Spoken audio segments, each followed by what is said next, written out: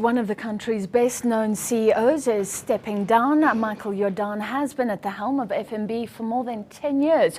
He's known for bringing innovation into the South African banking sector and making his mark on social media. Well, he will be leaving at the end of the year, but to discuss, he joins us now. Great to have you with us, Michael. Thank you. Does this mean you will be sipping more lovely wine in the Western Cape? That's definitely part of the plans, but that kind of presupposes that I don't sip a lot of wine right now, and in fact I do. But there'll be more, yes. You're not taking all your experience with you. You say that you will be involved on boards, on committees. Explain your involvement from next year. You know, if you had to analyse my blood now, it'll be turquoise. So I've really grown up in this. It's become my family. I suppose the same happens with any business person who's worked with so many people for so long. It's just kind of a spiritual home, and I just couldn't, for example, see myself competing against that. So I want to stay invested as a shareholder. It's very, very small in the scheme of FirstRand, but it's obviously in terms of my net asset value, it's big. I won't be selling any shares, and I really want to add value in whichever way I can still add value to the business. At some stage last year, you said that I think 100,000 accounts, new accounts, yes, opening per day. So are you leaving at the very top of your game, do you think? It was probably a month. I think that's what's happening, 100,000 accounts per month.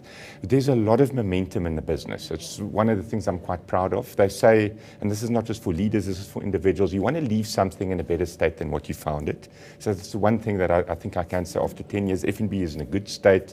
It is gaining market share, particularly in the transactional banking side. And in that sense, it's quite a nice time to hand over to somebody who can at least ride on the momentum that's already there. And FNB has been found to be the most innovative bank in the world. Yes. And there was this trend getting ideas from your yes, employees. Will that culture of innovation yes, remain? Most definitely. We were very chuffed to receive that award. It obviously wasn't something that we thought we would get. It's a journey we started on about 9 years ago.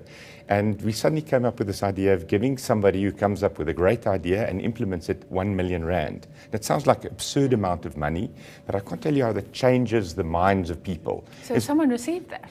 Every single year, and sometimes more than 1 million rand. And the most amazing things happen if you win 1 million. Your jokes become funnier immediately, they say. But people suddenly start thinking about better ways of doing business. And it's something I would recommend to all businesses, except our competitors, of course, and to governments, is recognize innovation. And sometimes it's money, but sometimes it's recognizing people for their achievement. That's a great idea. Do they stay at the bank after they've won that money? You know, we've tracked it. First of all, a lot of people then need good financial advice because, you know, when you win that money, everybody finds out. Suddenly people that weren't your friends become your friends. Suddenly family you've never heard of over a long period come back to you. But by and large, and this is about 60 or 70%, have paid off their bonds. And maybe this is because they work in the financial industry or still working for us, sometimes just not in the same position.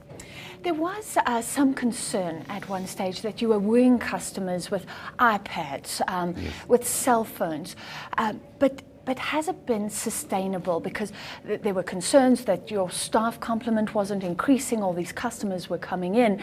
Once they get there, are they being given the service, and is it a sustainable strategy? Look, I have to tell you that when we first bought the iPads, it was a large purchase order. I think it was more than 100 million that I had to sign off. Now, that's taking risk. We had no idea whether the next day we'd be stuck with those iPads. Anyway, we signed it off. The rest is history. We became the fastest distributor of iPads in Africa, and there were some shortages. There were some issues that we could never have foreseen. We didn't know how popular it was going to be. So I think those are some of the challenges. We have to be honest about it.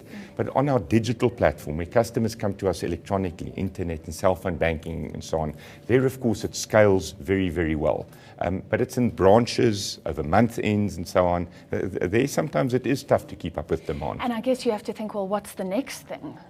Yes, quite right. Is that thought through? Or? You know, we have so many things in the pipeline. I wish I could share them with you. I wish you could too. No, we'll launch them. Maybe it'll be me, maybe it'll be my successor, Jacques Cillier. But you've got to keep on innovating. You have to keep on taking risks. And somebody asked me today, so what are some of my regrets? It would be not taking more risks earlier on. You know, one's always very cautious in running a business. I think right now the economy is tough. And what people then do is they withdraw. They draw in the horns. And it's actually a very good time to do the exact opposite, to actually now start investing and increasing your capacity. There was one difficult time when FNB ran those ads. The ANC accused you of being very critical. I think the facts are well known, but I'd like your opinion. Do you think that CEOs, business people in this country should and are becoming bolder in the face of overwhelming social ills that we face? I mean, the chair of Nedbank was pummeled for what he said, but I do get a sense that business people are starting to think that they should speak out and speak out more loudly. Yes, it was, as you say, difficult. It was actually a sad period because what we had tried to do was inspire South Africans to help each other. We think South Africans are inherently helpful, and we thought that, you know, this is our payoff line, how can we help you? But South Africans also want to help each other. And interestingly, what's happened subsequent to that campaign is it's been remarkably successful, where people volunteer their time. I don't know, somebody who says on a Saturday morning, I'm a student, but I'll go in and I'll teach other kids. So it's actually turned out quite well. But that episode, I must say, for me as a leader, it was sad. To tell you the truth, I was actually on holiday when the whole thing broke. But those are the things that you have to take on the chin when you're a leader. You have to come out and take accountability for it, even though you weren't personally involved. And I think if I look back at it now, a good has come out of that campaign. All right. Well, we wish you best of luck in the next chapter of your life. Thank you so for much. joining us. That was the outgoing FNB CEO, Michael Jordaan. News that moves. eNCA.com.